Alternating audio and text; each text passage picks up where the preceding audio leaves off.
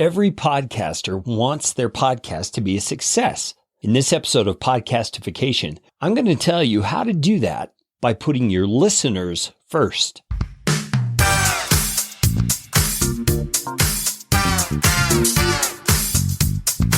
My name is Kerry Green, and I am the Client Happiness Guy at PodcastFastTrack.com, and this is Podcastification. This show is all about podcasting. How to do it, how not to do it, best practices, interesting news items that have to do with the realm of podcasting, and who knows what else. And I'm trying to do it all with a little bit of fun and some information to help you get a show going, keep yours going, or make it better. And if you like what's going on here on the show, I would appreciate it, so appreciate it, if you could leave a rating or review on iTunes. You can find out how to do that at podcastfasttrack.com/review. That's enough of that kind of stuff. Let's get you podcastificated right away.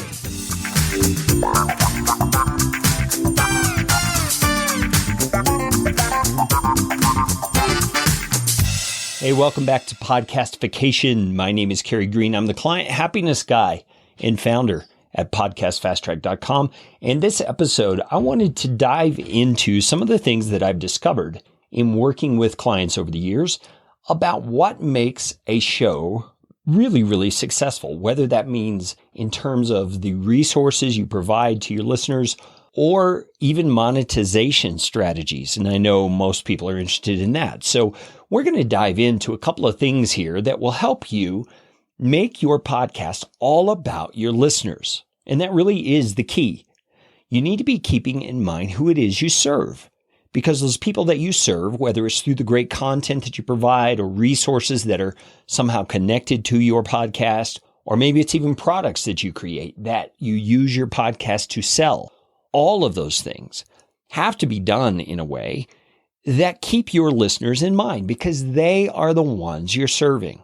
And in order to serve them best, you need to know them. You need to understand their needs and understand their pain points so that you can most effectively serve them. And so what I want to do in this episode is I have a handful of things here. Let's see, there's 1, 2, 3, 4 of them that I want to talk to you about that have to do with what it means to put your listeners first. Or maybe a better way to say that is how to best put your listeners first. Now let's just dive right into the first one. And this one has to do with what is known in marketing or sales jargon as your USP. USP stands for Unique Selling Proposition. It's the idea of what is it about the thing you're selling, in this case your podcast, that makes it unique, that makes it stand out or differentiated from the competition that's out there. Now, we may need to stop for a moment and say, well, who is your competition when it comes to your podcast?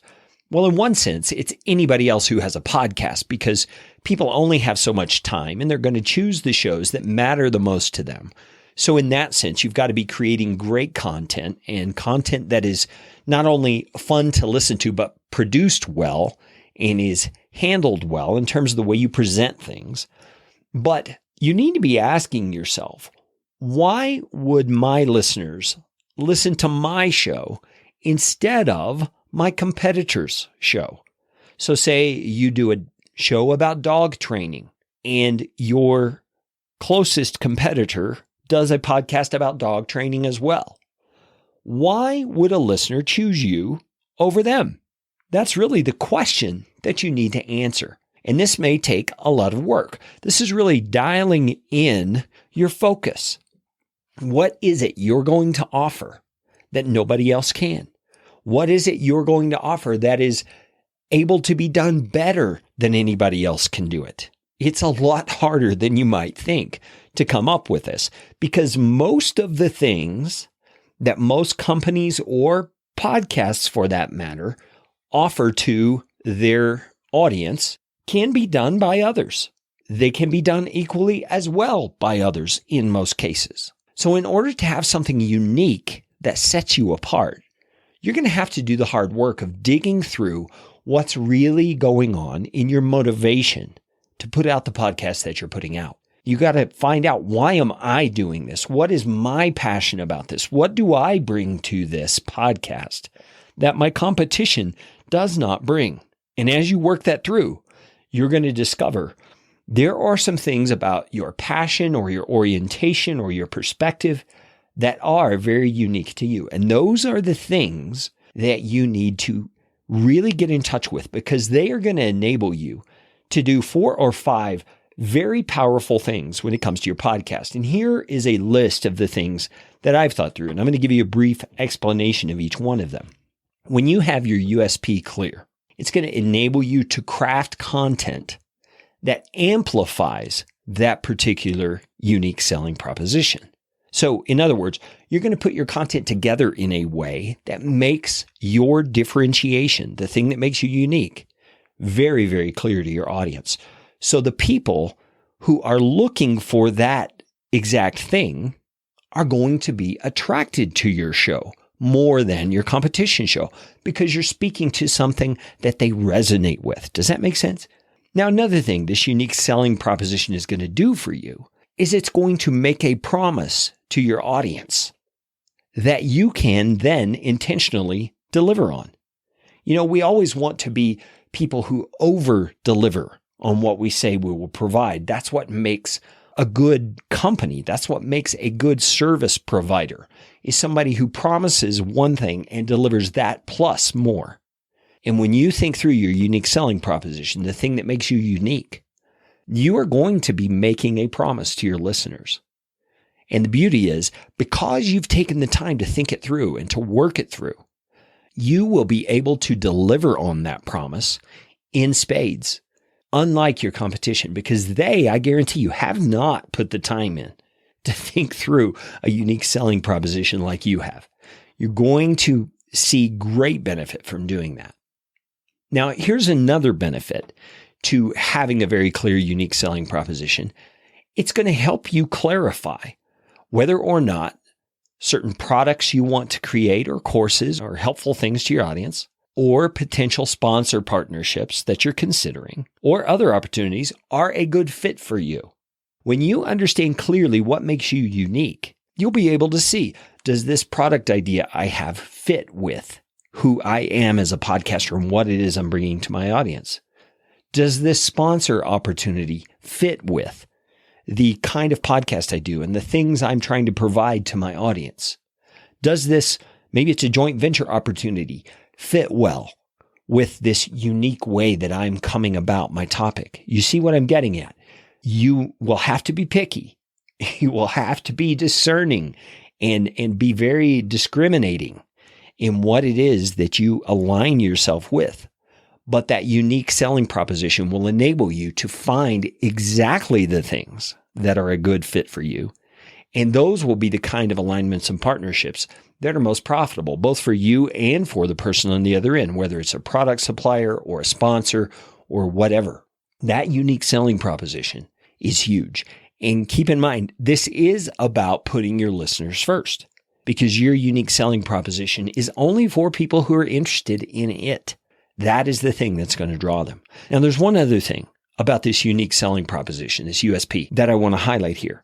It's going to enable you as a podcaster not to become a people pleaser, but instead, it'll help you to stay on target.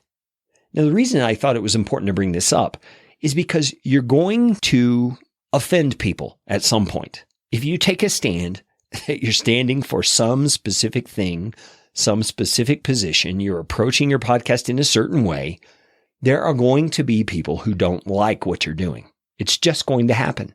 It's the nature of how we are as human beings. But when you are clear on that USP, and you are clear, maybe more importantly, on why that USP is the thing that you're aiming at, you're going to be able to stick to your guns.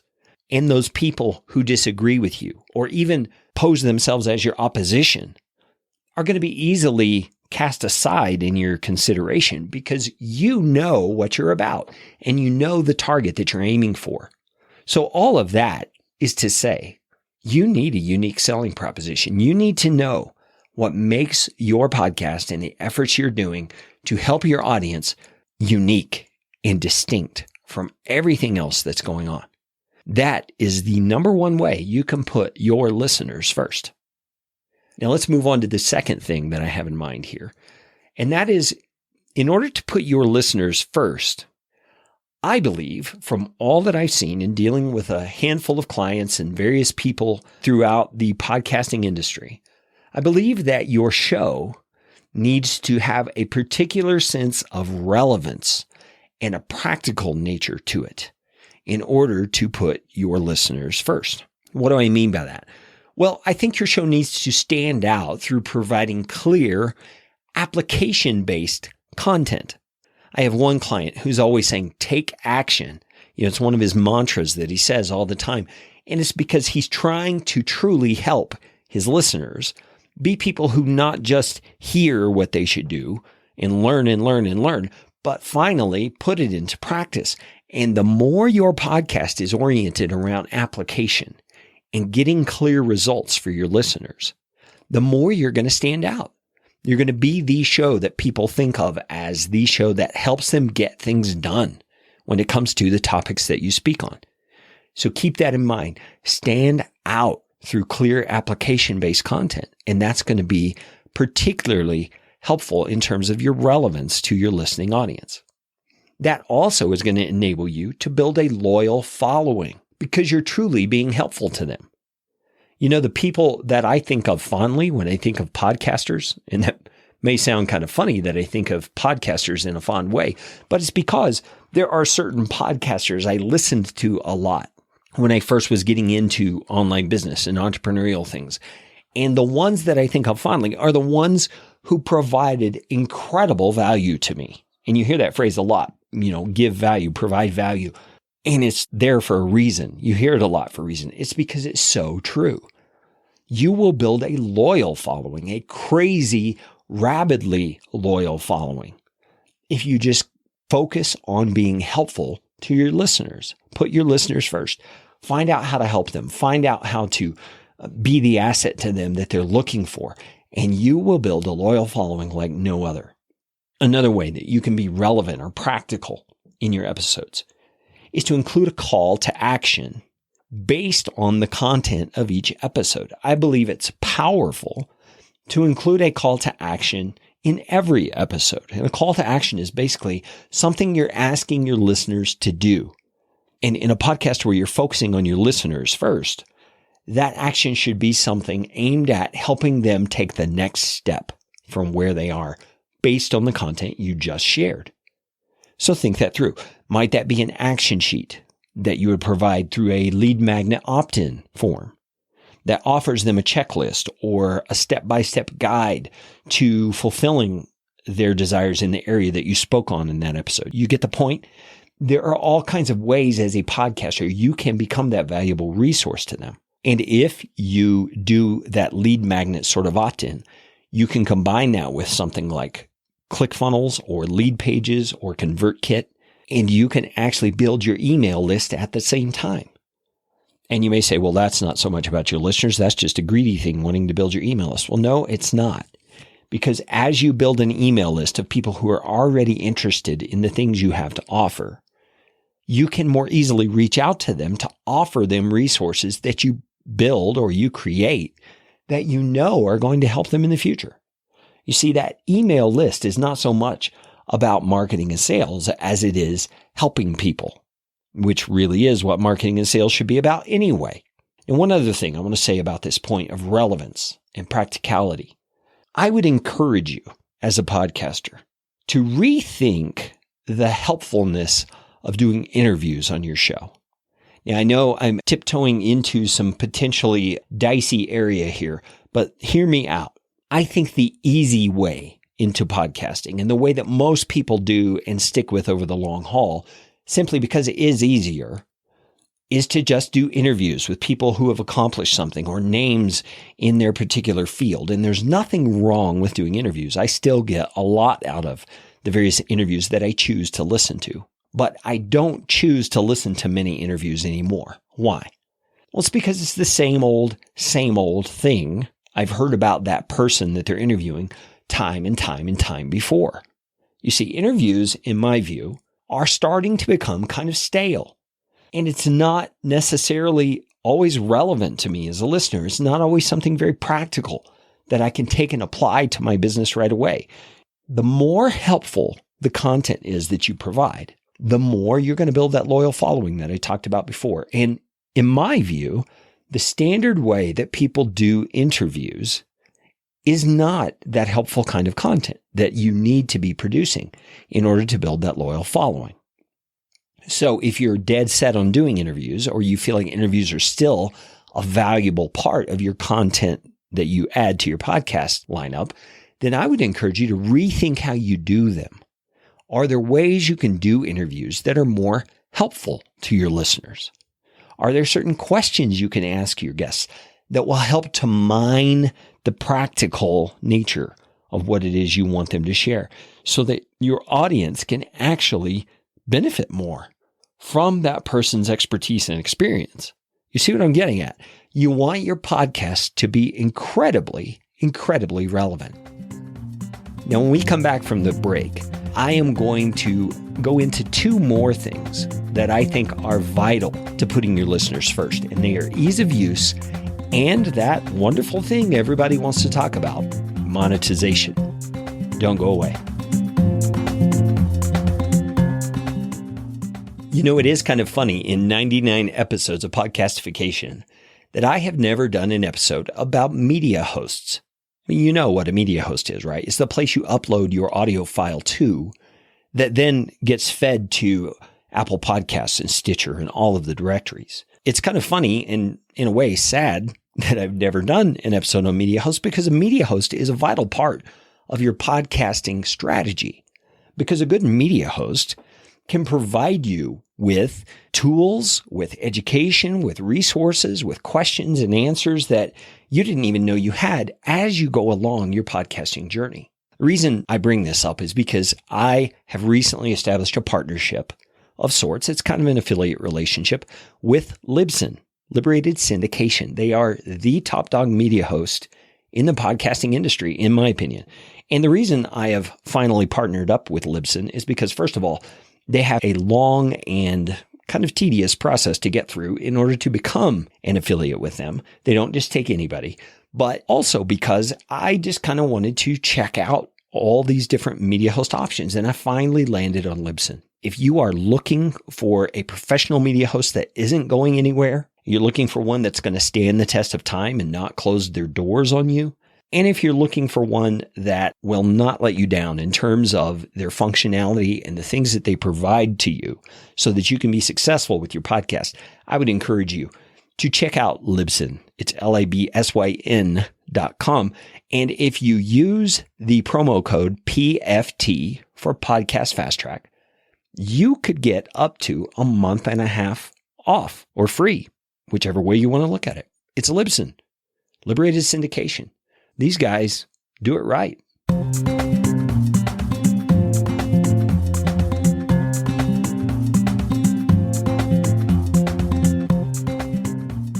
Listeners first. Man, that is what I think is the most important thing that needs to be in our mind as podcasters as we are thinking through how we're going to produce the content that we produce episode by episode. One of the areas that I think we really need to think this through is in terms of what I would call ease of use. We need to make our podcast episodes and the resources that accompany them easy for our listeners to use. We don't want to put any barriers in the way. Let me give you an example that in my mind is a very simple one that illustrates the point. And that is whether or not you're going to produce your show, your final version, with mono files or stereo files. Now, stereo sounds all fancy. We all kind of grew up in the day of FM radio, and the stereo was just so cool. We loved that. But in podcasting, stereo files are not always the best thing. Number one, they take up more space because they're larger files. So your media host, whether that's Libsyn or Blueberry or whoever, is going to charge you more for having more audio on their servers. But you also may be causing trouble for your listener, which is really what this episode is about. You see, a stereo file is going to take longer to download. It's going to take up more space on the user's device, whatever device that is. And therefore, in my view, it's not the best experience for the listener. A thing about mono files that I love is because it's not split into two channels, a right channel and a left channel. And so therefore, you don't have issues if a listener by chance is listening with just one earbud in so they can hear what's going on around them with the other ear. They're not losing any of the content that way or any of the experience because that mono file is going to be equally present in both earbuds or both earphones, whatever the case may be. And that's just an example of what I believe illustrates this issue of ease of use. And I have some ideas of ways that we as podcasters should be thinking, or perhaps these are things we should be thinking about when it comes to ease of use. The first is when you mention resources, and especially your own resources that you are providing to your listeners, man, take that extra step to create what's called a short link. And not just any short link, create a short link that's easy for your listeners to remember so they don't have to tax their brain trying to remember this big, long, convoluted link that they heard on your podcast episode. Make it simple, especially when you're saying something about your show notes and you want people to go to your website as perhaps part of your call to action. For example, this episode is episode 99 of Podcastification. So I will say you can find the show notes for this episode at podcastfasttrack.com/99. Now, how do you create a short link like that? Well, there is a free plugin out there for websites, WordPress websites in particular, called Pretty Link. Isn't that a nice name? Pretty Link. And it really is. It's a pretty link. It doesn't have all the garbage characters in there that you would have a hard time repeating. You can make it as simple and easy as you want, like the 99 I put at the end of my Podcast Fast Track website for this particular set of show notes. It's just an example of making it easier for your listener. We're talking about ease of use. And that is putting your listeners first in a way that honestly, a lot of podcasters don't think about. You know, I hear people say all the time, go to the show notes for this episode or go to our website and search for this episode. No. Don't do that. Put your listeners first. Make it easy for them. Or now that we're talking about show notes, remember also that if you place your show notes or a description into your media host account, wherever your podcast feed is coming from, those notes can then go into the podcast players that people are using, the mobile devices. So you can refer, like I often do, to the ability the listener has to just swipe to the description area of this episode and find the link right there for the resources you're mentioning. So don't forget short links and don't forget to make this ease of use thing happen for the people who are listening to your show. One thing I just mentioned there was links in an episode description. I mean, you can always provide links to the resources you mentioned, whether it's a service like Libsyn, you heard me talk about just a little earlier, or Blueberry or whatever it is. You can find those links typically in the show notes and in the descriptions on the mobile device players.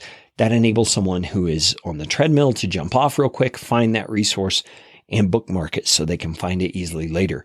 So they don't have to come hunting back through your podcast audio to find that resource. You see, it's pretty easy to do. Or if they know the links are there in the episode description anyway, they can just save that episode and come back to it later and swipe to the description then and get the information that they need. You see, it's thinking of your listener first so that you can make it easy for them to both consume and use the content that you're making.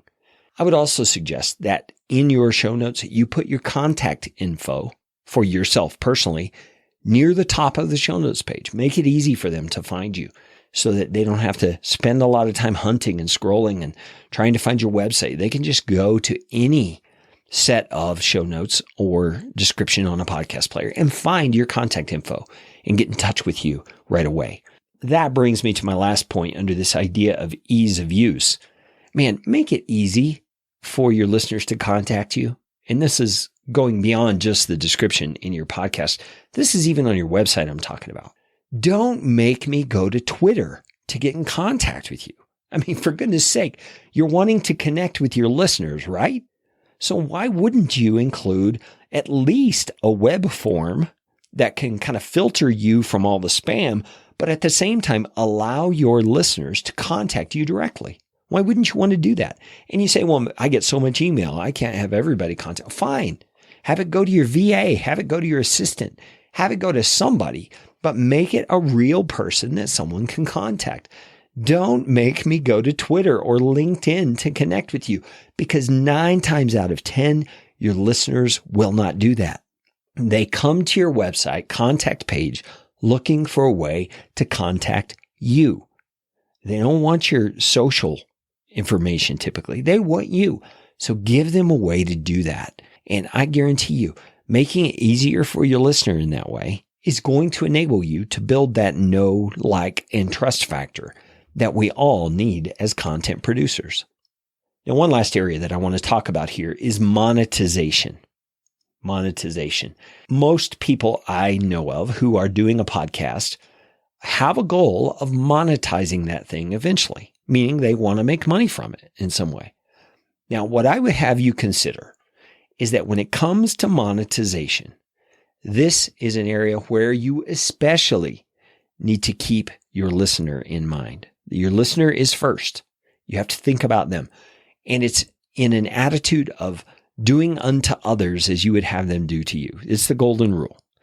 You have to know that I would not like to be marketed to or have products hawked to me in this certain way. So therefore, I'm not going to do that to my listeners. This will help you in so many ways. For example, you have a sponsor approach you and they have a product they want to advertise on your podcast, but it really is not very clearly related to the kind of listeners who listen to your podcast. My question to you is this: other than the potential for monetary gain and the flattery that you feel of being approached by a sponsor, why would you have that sponsor on your podcast? Why would you do that to your listeners? Make them listen to or be forced to skip through an advertisement that is entirely irrelevant to the things that you speak on. Doing unto others when it comes to your podcast audience means you are, in a sense, a shield of protection between them and irrelevant sponsors. You want to build up that trust factor and even say it to your audience that you will never have sponsors who you have not checked out and who you do not believe are going to be a value of them. You make that clear to your audience because you want to build up the trust between yourself and your audience. And I believe when you bring in a sponsor that has nothing to do with what you talk about, you are breaking trust with your audience. That's just my perspective from what I've seen in a number of client situations over the years. Another thing is that when you think about this monetization thing, why not ask your audience what they need related to the things you talk about? Why not do a survey? Why not find out what it is your audience is looking for and then listen? Listen carefully. Listen and ask more questions. Get specifics on why they are saying they need the thing they need. And then once you've gathered all your data, create that resource for them. I believe this is one of the best ways to monetize a podcast, is to find out what your listening audience really, truly needs and wants, and then create it for them. They would be so grateful. It's not going to be a hard sell at that point. They're going to be excited to have this thing to solve the problem that they've been experiencing for all that time. I hope that makes sense to you. This monetization thing also has to be approached from a listeners first perspective. Hello? So listeners first. Man, I believe all the success in the world comes from considering your listeners first. Some of the most helpful podcasts out there are the ones who do exactly this. I'm sure I didn't cover all of the ideas and all the ways in which a podcaster can put their listeners first. So why don't you reach out to me and tell me the ways that you can think of to put listeners first? There's actually a voicemail recording thing in the links for this show notes episode, which you can find in your podcast player description or at podcastfasttrack.com/99. Let me know. How do you think podcasters can do a better job of putting their listeners first? Hey, that's all that we got for this episode of Podcastification. You know what time it is. It's time for you to go out and make it a podcastificating day. This show is brought to you by Podcast Fast Track, where my team provides professional podcasting services without the time suck. Full production, editing, and show notes all in one monthly subscription package. You can find out more at podcastfasttrack.com. Now go out and make it a podcastificating day.